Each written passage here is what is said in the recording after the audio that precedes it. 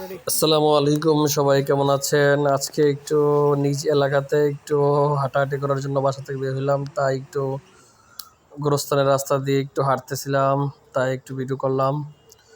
যে গ্রামীণ পরিবেশ, এই রাস্তাটা খুবই সুন্দর এবং ভাইরাল।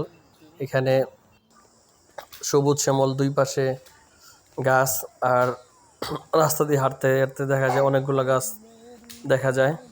এবং এই রাস্তাটা খুবই নীরব, এবং বিকেলে একটু আবহাওয়াটা অনেক সুন্দর থাকে, হালকা বাতাস, দুপাশে গাছ দুলতে থাকে। পরিবেশটা খুবই দেখার মতন। নিজে না আসলে এখানে বোঝা যাবে না কি অবস্থা এই রাস্তাটার। হুম। এই যে তারপর এখানে তাল গাছ, আর এখানে বিকাল তো একটু বিকালের জন্য এই জন্য একটু নীরব আর কি। আর একটু পর এখান থেকে আরো অনেক মানুষ আসে হাঁটার জন্য, তারা অনেক হাঁটে, তাই আর কি একটু ভিডিও করলাম। এই তো এটা হচ্ছে গোরস্থান রাস্তা দিয়ে আমরা সামনের দিকে যাচ্ছি। সামনের দিকে যাইতে যাইতে অনেকগুলো গাছ যেগুলো আছে তা আপনাদেরকে দেখানোর চেষ্টা করব। এই তো এটা হচ্ছে গোরস্থান রাস্তা দিয়ে তাঁতিপাড়া চলে গেছে। এটা এখানে এখানে যে ইয়াটা দেখুন, এখানে একটা রেস্টুরেন্ট ছিল আগে। এই রেস্টুরেন্টটা বন্ধ হয়ে গেছে।